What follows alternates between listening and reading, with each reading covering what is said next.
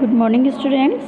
आज हम लोग क्लास 9th की हिंदी कृतिका भाग 1 का चैप्टर नंबर 3, लेकिन फर्स्ट आपके सिलेबस में नहीं है, ये आपका चैप्टर सेकंड ही होगा।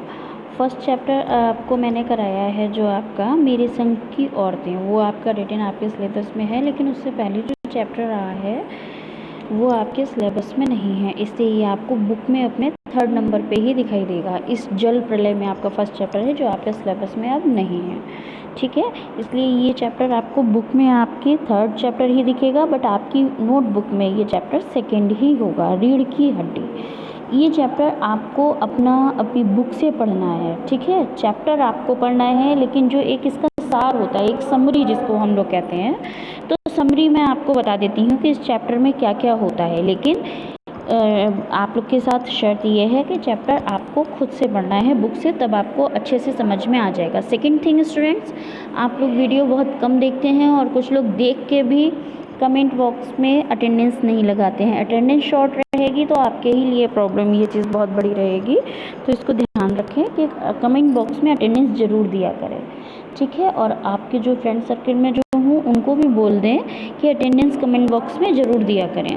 चलिए अब हम लोग स्टार्ट करते हैं रीढ़ की हड्डी चैप्टर का सारांश, ठीक है। क्या होता है, प्रस्तुत एकांकी जो है रीढ़ की हड्डी, उसके रचयिता कौन होते हैं? जगदीश चंद्र माथुर। और ये जो एकांकी होती है एक सामाजिक समस्या पर आधारित है। समस्या क्या होती है? लड़की के विवाह की, कि किसी लड़की का विवाह करना है तो ये एक उसके घर वालों के लिए एक समस्या होती है कि लड़का हमें देखना है, कैसा लड़का होना चाहिए, क्या है, उनके घर जाके बात करनी होती है, सब चीज़ें। वही पूरा सिस्टम जो है इस एकांकी में दिखाया गया है। इंटरेस्टिंग है आपके लिए, अच्छा रहेगा। चैप्टर आप पढ़ेंगे तो भी आपको मज़ा आएगा, तो इसलिए आप लोग एक बार, कुछ ज़्यादा टाइम नहीं लगता है पढ़ने में, इसको आप लोग पढ़ लीजिएगा, बहुत जल्दी पढ़ जाएगा। तो समस्या होती है लड़की के विवाह की। इस एकांकी में पात्रों की संख्या सीमित है। टोटल कितने हैं? 6 पात्र हैं। एक रामस्वरूप है, एक उनका नौकर रतन है, रामस्वरूप की पत्नी प्रेमा और उमा की माँ। उमा कौन होती है? रामस्वरूप की पुत्री, मतलब जो प्रेमा होती हैं वो रामस्वरूप की पत्नी प्रेमा होती हैं, और उमा की माँ होती है। उमा रामस्वरूप की लड़की होती है जो जिसके लिए लड़का देखना होता है विवाह के लिए, और गोपाल शंकर का पिता तथा शंकर, ठीक है। पूरा एकांकी एक मामूली सजे कमरे में खेला जाता है, एक में ही। एकांकी होता है कि एकांकी एक विधा होती है, जैसे हम लोग गद्य में पढ़ते हैं, कविता पढ़ते हैं, ठीक है, जीवन परिचय, किसी की बायोग्राफी पढ़ते हैं, इसी तरीके से एक एकांकी होती है। एकांकी को हम लोग एक तरीके से नाटक के रूप में भी दे सकते हैं, स्टेज परफॉर्मेंस दे सकते हैं, ठीक है। जब हमें स्टेज परफॉर्मेंस देनी होती है तो हम ऐसी ही एकांकियों को चुनते हैं। तो इसमें क्या होता है कि उमा को देखने के लिए गोपाल और उनका लड़का शंकर आने वाले हैं। रामस्वरूप और नौकर कमरे को सजाने में लगे हैं। रामस्वरूप उनका नौकर कौन होता है? रतन। वो कमरे को सजा रहे हैं। वो तख्त पर दरी चादर बिछाकर उस पर हारमोनियम रख देते हैं, नाश्ता आदि तैयार रखते हैं। इतने में प्रेमा आती है और कहती है कि तुम्हारी बेटी तो मुंह फुलाए पड़ी है। इस पर रामस्वरूप कहता है कि उसकी माँ किस मर्ज की दवा है, जैसे तैसे करके वो लोग पकड़ में आए हैं। अब तुम्हारी बेवकूफ़ी से सारी मेहनत बेकार में जाए तो मुझे दोष मत देना। प्रेमा कहती है तुम ही ने उसे पढ़ा लिखा कर सिर पर चढ़ा रखा है, मैंने तो बॉन्डर करके उसके सामने रख दिया है, पाउडर वाउडर, और उसे तो इन चीज़ों से नफरत है। रामस्वरूप कहता है ना जाने कैसा इसका दिमाग है, मतलब जो लड़की पढ़ी लिखी है उसको पढ़ा लिखा दिया है, तो उनके माँ बाप का मानना है कि पढ़ाना लिखाना बेकार है, पढ़ा लिखा करके लड़की के दिमाग चढ़ जाते हैं, तो अब वो शादी करने को तैयार नहीं है। और माँ कहती है मैंने उसके सामने पाउडर वाउडर रख दिया है, लेकिन वो इन चीज़ों में इंटरेस्टेड नहीं है कि वो मेकअप करे कुछ है। तो कहते हैं कि ना जाने कैसे इसका दिमाग है। उमा बीए पास है, लेकिन रामस्वरूप लड़के वालों को 10वीं पास बताता है, क्योंकि लड़के वालों को कम पढ़ी लिखी लड़की चाहिए। समझिए कितना झूठ यहीं से शुरू हो जाता है कि उनको कम पढ़ी लिखी लड़की चाहिए, लेकिन उनकी लड़की बीए पास है तो वो 10th पास बता देते हैं। नाश्ते में टोस्ट रखने के लिए मक्खन नहीं है। रामस्वरूप नौकर रतन को मक्खन लेने के लिए भेज देते हैं। रतन बाहर जाते हुए देखता है कि कोई घर की ओर चला आ रहा है, वह मालिक को बताता है। थोड़ी देर में दरवाज़ा खटखटाया जाता है। दरवाज़ा खोलने पर गोपाल प्रसाद और उनका लड़का शंकर आता है। ये वो लड़के वाले आए हैं, लड़का और उसके पापा। रामस्वरूप उनका स्वागत करता है। दोनों बैठकर अपने ज़माने की तुलना करने लगते हैं।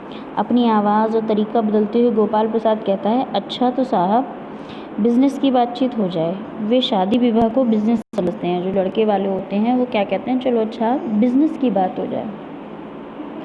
रामस्वरूप उमा को बुलाने चले जाते हैं। पीछे से गोपाल अपने बेटे शंकर से कहता है, आदमी तो भला है, मकान मालिक, मकान से हैसियत भी बुरी नहीं है, पता चले लड़की कैसी है।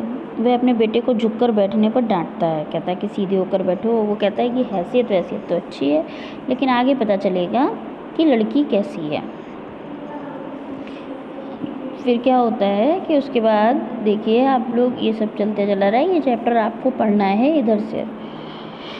रामस्वरूप दोनों को नाश्ता कराता है। नाश्ते के दौरान दोनों इधर उधर की बातें करते हैं। गोपाल प्रसाद लड़की की सुंदरता के संबंध में पूछते हैं तो रामस्वरूप क्या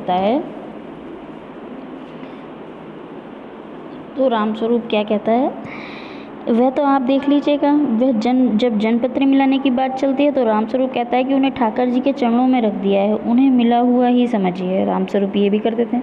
बातचीत के दौरान गोपाल प्रसाद लड़की की पढ़ाई लिखाई के संबंध में अपनी शंका दूर करना चाहता है। उसे पता चलता है कि लड़की ने BA की है। वह स्पष्ट करता है कि उसे तो मैट्रिक पास बहू चाहिए, कारण उससे नौकरी तो करानी नहीं है। उमा को बुलाया जाता है। वह सिर झुकाए हाथ में पान की तश्तरी लेकर आती है। उमा के लगे चश्मे को देखकर गोपाल प्रसाद और शंकर चौंक उठते हैं और एक साथ उनके मुंह से निकलता है, चश्मा। रामस्वरूप चश्मा लगाने की वजह स्पष्ट करता है। दोनों संतुष्ट हो जाते हैं। गोपाल प्रसाद उमा की चाल, चेहरे की छवि देखता हुआ गाने बजाने के संबंध में पूछता है। उमा सितार उठाकर मीरा का गीत सुनाती है। गीत गाते हुए उसकी नज़र लड़के पर पड़ती है। वह उसे पहचान जाती है और गाना बंद कर देती है। उसके बाद उमा से उसकी पेंटिंग सिलाई के संबंध में पूछता है। इसका उत्तर रामस्वरूप देता है। उसके बाद गोपाल प्रसाद उमा से कुछ इनाम विनाम जीतने के संबंध में पूछता है और उमा को ही उत्तर देने के लिए कहते हैं। रामस्वरूप भी उमा से जवाब देने को कहते हैं। तो उमा क्या कहती है हल्की और मजबूत आवाज़ में, क्या जवाब दूँ बाबूजी? जब कुर्सी मेज़ बिकती है तब दुकानदार मेज़ कुर्सी से कुछ नहीं पूछता, सिर्फ खरीदार को दिखला देता है। पसंद आ गई तो अच्छा है, वरना। रामस्वरूप चौंक कर खड़े हो जाते हैं। उमा उमा उमा कहती है, अब मुझे क्या लेने दीजिए बाबूजी। ये जो महाशय मेरे खरीदार बनकर आए हैं, इनसे ज़रा पूछिए, क्या लड़कियों के दिल नहीं होता? क्या उनकी चोट नहीं लगती? क्या लड़कियां बेबस भेड़ बकरियां हैं जिन्हें कसाई की तरह देखभाल कर? एक वास्तविकता है ये, समाज की सामाजिकता है ये, वास्तविकता है जो समाज में चल रहा है कि जब लड़के वाले लड़की को देखने जाते हैं तो बहुत ठोक बजा के, बहुत तरीके से, हर तरीके से, हर काम में सर्वगुण संपन्न होनी चाहिए लड़की। बोलने की मतलब बातचीत करने में अच्छी हो, लेकिन उसको बोलना ना आता, गलत को गलत ना कहे वो कि गलत है, चुपचाप से झुकाकर हर चीज़ बर्दाश्त करने की एक क्षमता होनी चाहिए। लड़की उनको गूंगी चाहिए, काम करने में सर्वगुण संपन्न चाहिए, जैसा वो कहे वैसा वो काम करे, ऐसी उनको लड़की चाहिए होती है। तब वो क्या कहती है, उमा ने कह दिया ये सब तो गोपाल प्रसाद ताव में आकर कहते हैं, बाबू रामस्वरूप, आपने मेरी इज्जत उतारने के लिए मुझे यहाँ बुलाया था? तो उमा कहती है, हमारी बेइज्जती नहीं होती जो इतनी देर से नाप तोल कर रहे हैं। और ज़रा अपने साहबजादे से पूछिए कि अभी पिछली फरवरी में ये लड़कियों के हॉस्टल के इर्द गिर्द क्यों घूम रहे थे और वहाँ से कैसे भगाए गए थे? गोपाल प्रसाद, तो क्या तुम कॉलेज में पढ़ी हो? उमा, हाँ पढ़ी हूँ, BA पास किया है, कोई चोरी नहीं की है और ना आपके पुत्र की तरह ताक झाँक कर कायरता दिखाई है। गोपाल प्रसाद खड़ा हो जाता है और रामस्वरूप को बुरा भला कहता हुआ अपने बेटे के साथ लेकर दरवाजे की ओर बढ़ जाता है। उमा पीछे से कहती है, जाइए घर जाकर ज़रा यह पता लगाइएगा कि आपके लाड़ले की रीढ़ की हड्डी भी है या नहीं। गोपाल प्रसाद और उनका लड़का दरवाजे से बाहर चले जाते हैं और प्रेमा आती है। उमा रो रही है। यह सुनकर रामस्वरूप खड़े हो जाते हैं। रतन आता है, बाबूजी मक्खन। सब उसकी ओर देखते हैं और एकांकी समाप्त हो जाती है। एकांकी एक स्टेज पे परफॉर्मेंस एक तरीके से चल रही थी, पर्दा गिर जाता है। तो इसमें एक वास्तविकता दिखाई गई है कि लड़की को देखने, लड़का अपना चाहे कितना भी बिगड़ाया हो, कुछ नहीं, लड़की सर्वगुण संपन्न चाहिए, लड़के की कोई कमी नहीं दिखाई देनी चाहिए, जबकि ये सच्चाई नहीं है। जब आप किसी की लड़की को अच्छी तरह से देना चाहते हैं, मिलना चाहते हैं कि आपको अच्छी लड़की मिले, तो लड़की और लड़की के घर वालों की भी ये एक्सपेक्टेशन होती है कि उनको भी लड़का अच्छा मिले। इसलिए हर किसी को अपनी इज्जत बचा करके चलनी चाहिए। ज़रूरी नहीं है कि लड़कियां ही कायदे में रहें, लड़कों को भी कायदे में रहना चाहिए। ये चैप्टर है और आप इसको समझ लें पूरी तरीके से पढ़ करके, और उसके बाद नेक्स्ट वीडियो में हम इसके क्वेश्चन आंसर करेंगे। ठीक है स्टूडेंट्स, और आप लोग अपना वर्क पूरा कंप्लीट कर लें।